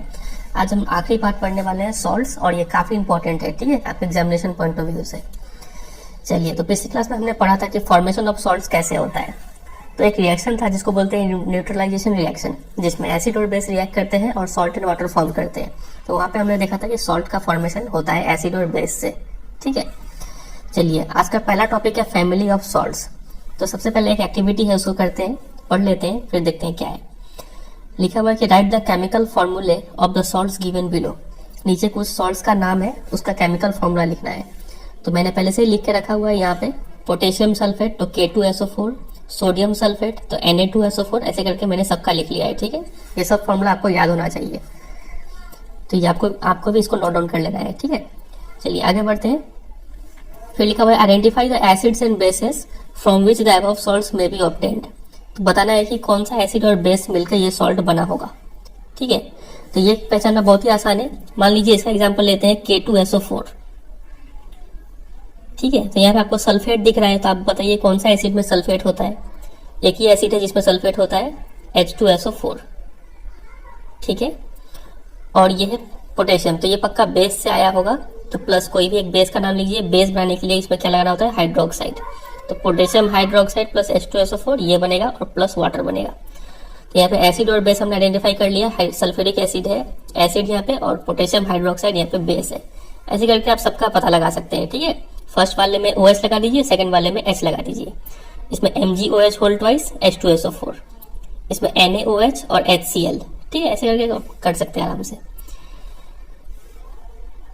तो तीसरा पॉइंट है salts having the same positive और negative radicals are said to belong to a family. For example, अब देखिए पॉजिटिव और नेगेटिव रेडिकल्स क्या होता है।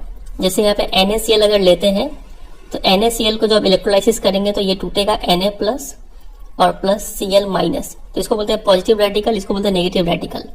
तो ऐसा सॉल्ट जिसका पॉजिटिव रेडिकल सेम हो, जैसे कि Na2SO4 को भी अगर तोड़ेंगे तो यहाँ पे Na प्लस कहीं ना कहीं मिलेगा, ठीक है।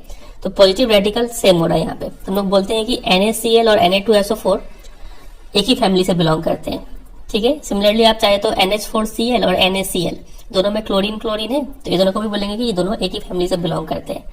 तो वही पहला जो टॉपिक था फैमिली ऑफ सॉल्ट्स, आपको पता चल गया होगा कि फैमिली किसको बोलते हैं, ठीक है। तो ऐसा सॉल्ट्स जिसमें पॉजिटिव या फिर नेगेटिव रेडिकल सेम हो, तो उस सॉल्ट्स को हम लोग बोलते हैं फैमिली ऑफ सॉल्ट्स, ठीक है। जैसे कि NaCl Na2SO4 हो गया, Na सेम है। ऐसे NaCl KCl दोनों में क्लोरीन क्लोरीन सेम है, नेगेटिव रेडिकल। तो ये दोनों सेम फैमिली से और वो दोनों भी सेम फैमिली से बिलोंग करते हैं, ठीक है। पहला टॉपिक खत्म। अब हम लोग मूव करते हैं pH ऑफ सॉल्ट्स। पिछले क्लास में हमने पढ़ा था pH ऑफ एसिड्स और बेस। अब pH ऑफ सॉल्ट्स क्या होता है, ठीक है। तो आप पाएंगे कि हमें पता है कि एसिड प्लस बेस मिलता है सॉल्ट प्लस वाटर, ठीक है। अब देखिए, मान लीजिए एसिड हमने ले लिया एक स्ट्रॉन्ग एसिड और बेस हमने ले लिया एक वीक बेस। तो ये जो सॉल्ट बनेगा ना, ये एक एसिडिक सॉल्ट बनेगा, ठीक है, क्योंकि एसिड का यहाँ पे जोर ज्यादा रहेगा यहाँ पे, ठीक है। तो ऐसा सॉल्ट को हम लोग बोलते हैं एसिडिक सॉल्ट। और इसको अगर हम लोग यूनिवर्सल इंडिकेटर से टेस्ट करेंगे और पीएच स्केल में टेस्ट करेंगे तो हम पाएंगे कि जो इसका पीएच है, चूंकि ये एसिडिक है तो 7 से कम होगा इसका पीएच, ठीक है, इतना समझे। और अगर हम एसिड का जगह एक वीक एसिड लिए होते, acid plus base gives salt plus water, अगर हम एसिड एक वीक एसिड ले लिए होते और बेस एक स्ट्रॉन्ग बेस ले लिए होते तो मेरा जो सॉल्ट मिलता ना वो मिलता है एक बेसिक सॉल्ट, और इसका जो पीएच होता वो होता मोर देन 7, ठीक है। और अगर दोनों ही स्ट्रॉन्ग लेते तो ये एक न्यूट्रल सॉल्ट बनता और इसका पीएच होता एग्जैक्ट 7। दोनों ही वीक लेते तो भी न्यूट्रल होता ये, ठीक है। तो वही यहाँ पे अब लिखा गया है कि salts of a strong acid and a strong base are neutral with pH of 7। Salts of a strong acid and weak base, strong acid है मतलब एसिडिक होगा, pH less than 7। And those of a strong base and weak acid, strong base है मतलब वो salt basic होगा in nature और pH value more than 7 होगा। समझ में आ गया ये स्ट्रॉन्ग एसिडिक सॉल्ट क्या होता है, बेसिक सॉल्ट क्या होता है, न्यूट्रल सॉल्ट क्या होता है, ठीक है। तो एक न्यूट्रल सॉल्ट का आपको एग्जांपल याद रखना है, ये सोडियम क्लोराइड जो हम लोग के घर में है, खाने में जो यूज होता है NaCl, ये एक न्यूट्रल सॉल्ट है क्योंकि HCl से ये बना हुआ है स्ट्रॉन्ग एसिड और NaOH स्ट्रॉन्ग बेस, तो एक न्यूट्रल सॉल्ट बनता है ये, ठीक है। चलिए आगे बढ़ते हैं। केमिकल्स फ्रॉम कॉमन सॉल्ट, तो हमने जो अभी भी देखा था ना NaCl, इसी को हम लोग कॉमन सॉल्ट बोलते हैं, ठीक है, याद कर लीजिएगा इसको।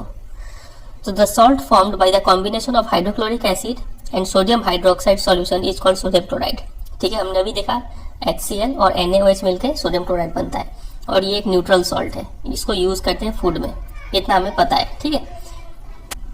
तो अब आगे बढ़ते हैं। Deposits of solid salt are also found in several parts of the world. तो सी वाटर में सॉल्ट तो होता ही है और कहीं कहीं जमीन के अंदर भी क्या होता है, सॉलिड सॉल्ट हमें मिलता है, ठीक है।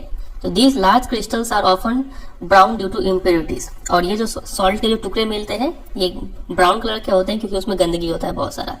इस टाइप के सॉल्ट को हम लोग बोलते हैं रॉक सॉल्ट, ठीक है। तो beds of rock salt were found when seas of bygone ages dried up. तो ये सब सॉल्ट कब बना था, जब पहले के जमाने में जब बहुत बड़े बड़े समुद्र होते थे वो सब जब सूख गए तो ये सब सॉल्ट बच गया, ठीक है।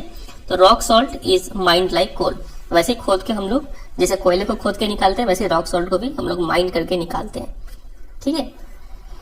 तो ये सब है, बस ये सब उतना एग्जाम में तो आता नहीं है, नॉलेज के लिए जरूरी था बस।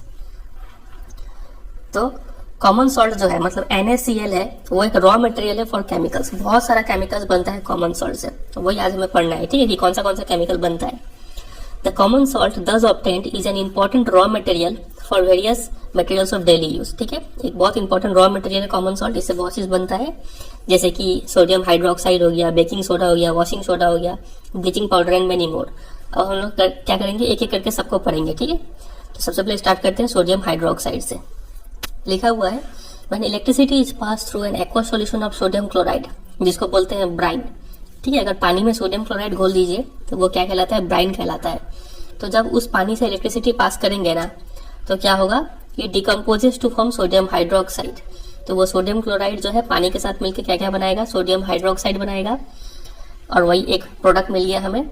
The process is called क्लोर alkali process, बहुत इंपॉर्टेंट है ये। इस प्रोसेस को हम लोग बोलते हैं क्लोर अल्कली प्रोसेस, क्यों, क्योंकि जो प्रोडक्ट बना है वो एक क्लोरीन है, क्लोर फॉर क्लोरीन, एंड एक अल्कली है, NaOH क्या है, एक अल्कली। अल्कली क्या होता है, a base soluble in water, ठीक है। तो इसलिए इसको हम लोग बोलते हैं क्लोर अल्कली प्रोसेस। तो तीन प्रोडक्ट हमें मिल रहा है, सोडियम हाइड्रोक्साइड, क्लोरीन और हाइड्रोजन गैस। तो क्लोरीन गैस जो है वो एनोड पे हमें मिलेगा, हाइड्रोजन गैस कैथोड पे मिलेगा, और sodium hydroxide solution is form near the cathode. तो ये कैथोड है, कैथोड के पास में यहाँ से निकल जाएगा सोडियम हाइड्रोक्साइड, ठीक है। तीनों ही प्रोडक्ट का अलग अलग यूज है जो यहाँ पे दिया गया है। देखिए आप सबसे पहले क्लोरीन का यूज देखते हैं। तो क्लोरीन का यूज होता है वाटर ट्रीटमेंट में, पानी साफ करने में, स्विमिंग पूल को साफ करने में, पॉलीविनाइल क्लोराइड PVC पाइप्स वगैरह बनाने में यूज होता है ये। डिसइंफेक्टेंट कुछ साफ करना हुआ तो यूज करेंगे, क्लोरोफ्लोरोकार्बन में यूज होता है, और पेस्टिसाइड बनाने में यूज होता है क्लोरीन का यूज, ठीक है। सिमिलरली हाइड्रोजन का क्या यूज है, फ्यूल के रूप में यूज होता है, बहुत अच्छा फ्यूल है हाइड्रोजन, क्लीन फ्यूल है। मार्गराइन में यूज होता है, एक बटर लाइक सब्सटेंस होता है उसमें, वो बनाने में यूज होता है हाइड्रोजन। अमोनिया जो कि फर्टिलाइजर है वो भी बनाने में यूज होता है हाइड्रोजन, ठीक है। अमोनिया का फॉर्मूला NH3। और जहां तक NaOH का बात है तो ये साबुन की तरह काम करता है, तो डिग्रीजिंग मेटल्स, मेटल में ग्रीज हटाना हुआ तो उसके लिए यूज होगा। सोप्स एंड डिटर्जेंट बनाने में यूज होता है, पेपर मेकिंग में यूज होता है, और आर्टिफिशियल फाइबर बनाने में यूज होता है, ठीक है। इन तीनों का यूज आपको याद करना है, काफी सारे क्वेश्चन बनते हैं एग्जाम में। तो हमने ये खत्म कर लिया सोडियम हाइड्रोक्साइड। अब आते हैं दूसरे प्रोडक्ट के ऊपर जो NaCl से बनता है। दूसरा प्रोडक्ट है ब्लीचिंग पाउडर। तो you have already come to know that chlorine is produced during the electrolysis of aqua sodium chloride, जिसको ब्राइन बोलते हैं।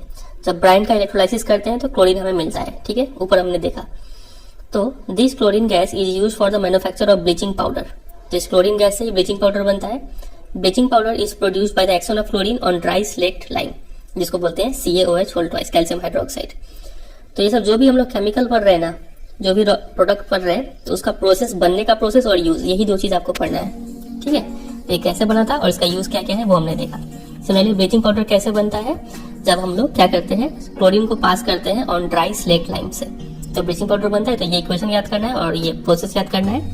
Bleaching powder is represented as CaOCl2, बहुत इंपॉर्टेंट ये फॉर्मूला है। नहीं, कितना बार ये एग्जाम में पूछा गया ऐसा कोई ठीक नहीं है, ठीक है। इसका 1 मार्क्स के लिए फॉर्मूला पूछते हैं, तो ये फॉर्मूला याद करना है आपको और ये इक्वेशन याद करना है, ठीक है। कि कैल्शियम हाइड्रोक्साइड प्लस क्लोरीन करेंगे तो CaOCl2 प्लस H2 को बनता है।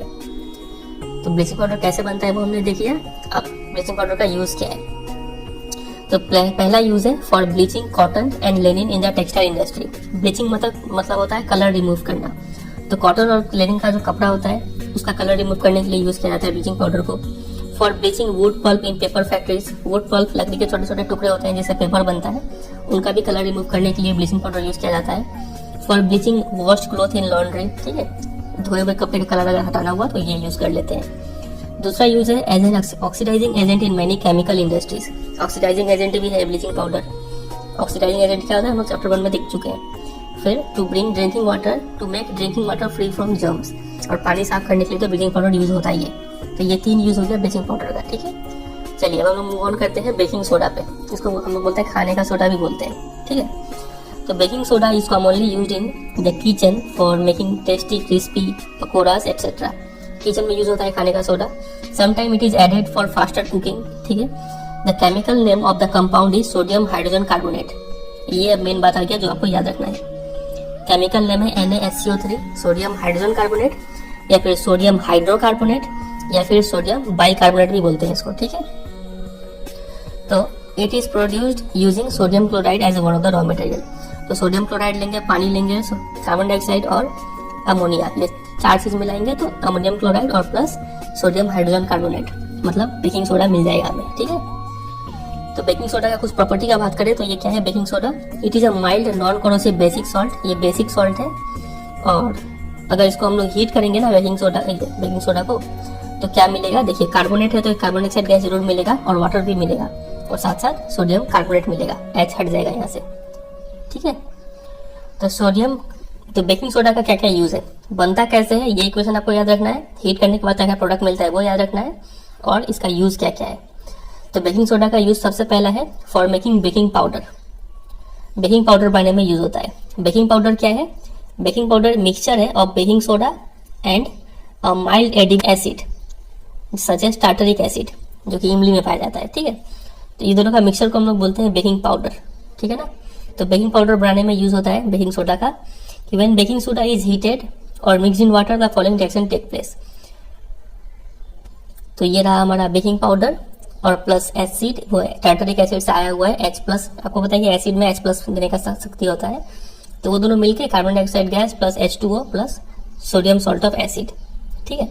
मतलब यहाँ पे अगर HCl होता तो NaCl हो जाता है यहाँ पे। तो ये जो कार्बन डाइऑक्साइड गैस निकलना, यही सब मेन काम करता है। The carbon dioxide gas produce during the reaction causes bread और या फिर cake to rise, making them soft and spongy. रोटी फूलने में हेल्प करता है या फिर केक को फूलने में हेल्प करता है, जिससे वो सॉफ्ट एंड स्पॉन्जी हो जाता है, ठीक है। इसीलिए तो बेकिंग सोडा ऐड करते हैं हम लोग। चलिए पहला यूज ये हो गया कि बेकिंग पाउडर बनाने में यूज होता है। Number 2, hydrogen, sodium hydrogen carbonate is also an ingredient in antacids.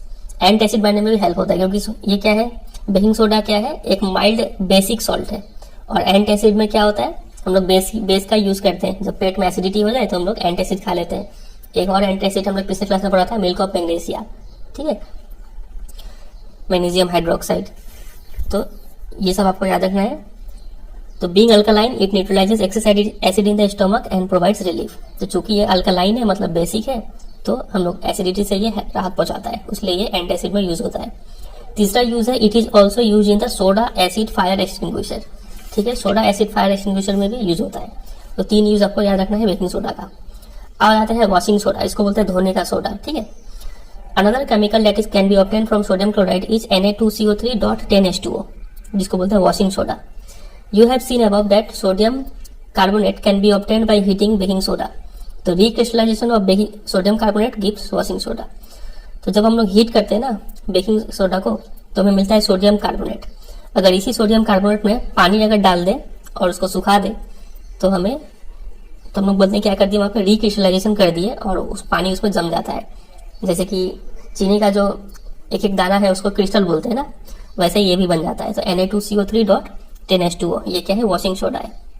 तो वॉशिंग सोडा का फॉर्मूला आपको ऐसे याद रखना है, ठीक है। अब इसका एक ट्रिक भी है याद करने का कि बेकिंग सोडा और वॉशिंग सोडा में बहुत जन कंफ्यूज हो जाते हैं। तो इसको आप ऐसे याद कर सकते हैं कि बेकिंग सोडा का फॉर्मूला होता है NaHCO3 और इसका फॉर्मूला होता है वॉशिंग सोडा का Na2CO3.10H2O, ठीक है, .10H2O। तो कैसे याद रखेंगे, इसको हम क्या बोलते हैं, सोडियम बाइकार्बोनेट भी बोलते हैं। तो देखिए ये खाने का सोडा है, तो इसको ऐसे याद कीजिए कि मान लीजिए आपने किसी को खाना खिला दिया तो आपको जाने टाइम क्या बोलेगा, बाई बोलेगा, ठीक है ना। तो उससे उस बाई से आप ये याद कर लीजिए, ठीक है। सोडियम बाइकार्बोनेट खाने का सोडा होता है और ये वॉशिंग सोडा है। तो धोने वक्त क्या लगता है, पानी लगता है। तो यहाँ पे 10 बाल्टी पानी, ठीक है, 10H2O ऐसे याद कर सकते हैं कि धोने का सोडा का ये फॉर्मूला है, वॉशिंग सोडा का और बेकिंग सोडा का ये फॉर्मूला है, ठीक है, बाई वाला, ठीक है। चलिए आगे बढ़ते हैं।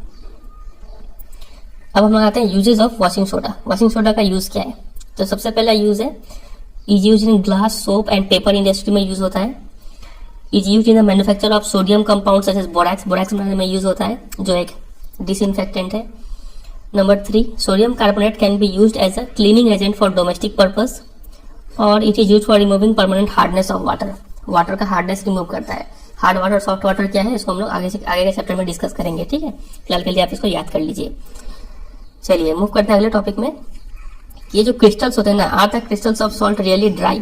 तो ये जो हमने देखा था यहाँ पे, ये जो क्रिस्टल बना वॉशिंग सोडा का, तो ये सूखा होगा कि भीगा होगा, क्योंकि यहाँ पे पानी है तो सूखा होगा कि भीगा होगा। तो इसी सवाल का जवाब अब हमें मिलेगा।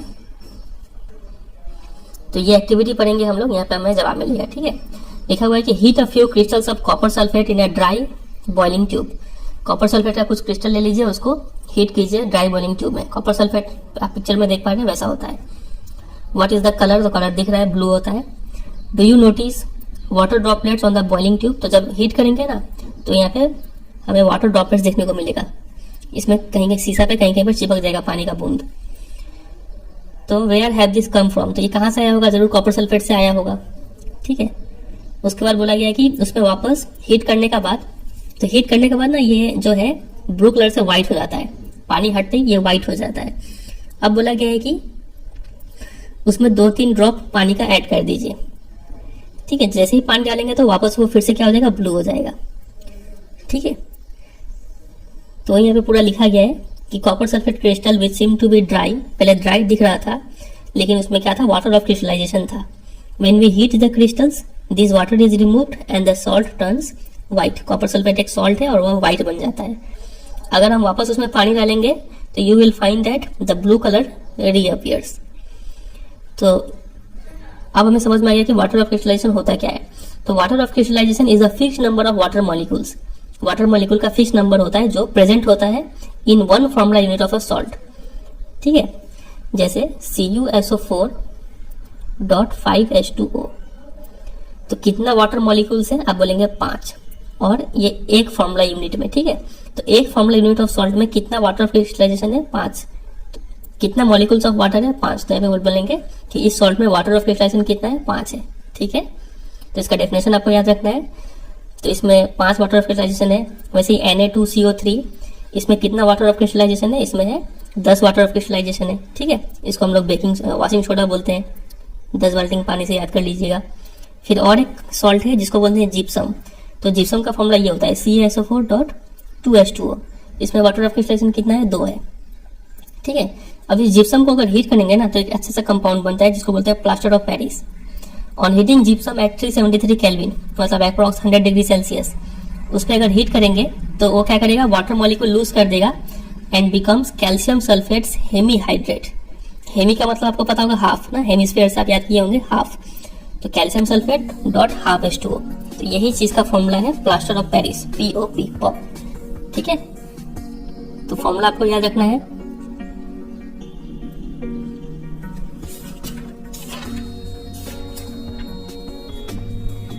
अब देखिए यहाँ पे क्या होगा,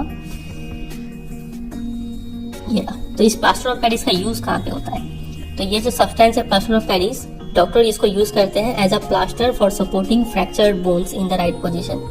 ठीक है, हड्डी उड्डी टूट जाए तो जो पट्टी बांधते हैं वो इसी का बना होता है। ठीक है, प्लास्टर ऑफ पेरिस का। तो plaster of Paris is a white powder and on mixing with water it changes to gypsum once again giving a hard solid mass. तो पहले पाउडर था, लेकिन डॉक्टर जैसे उसमें पानी मिला के पट्टी बनाने की कोशिश करता है तो वो पट्टी बन के क्या बन जाता है, वापस जिप्सम में कन्वर्ट हो जाता है, और जो कि हार्ड सब्सटेंस होता है। ठीक है, और क्या यूज है प्लास्टर ऑफ पेरिस का? It is use for making toys, materials of for decoration and for making surfaces smooth. तो ये 3-4 यूज है जो आप याद कर सकते हैं। बस इतना ही था ये चैप्टर।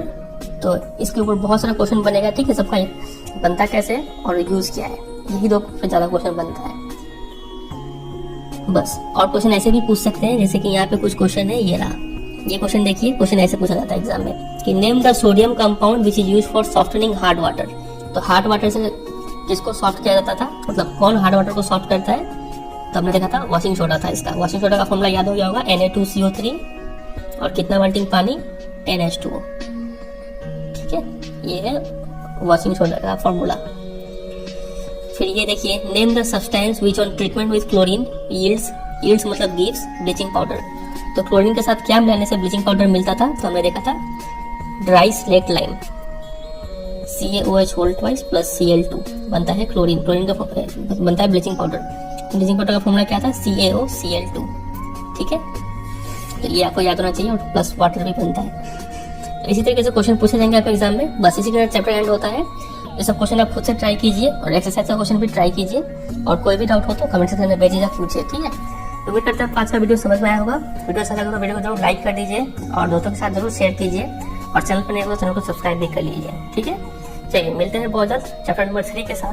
तब तक के लिए goodbye and take care.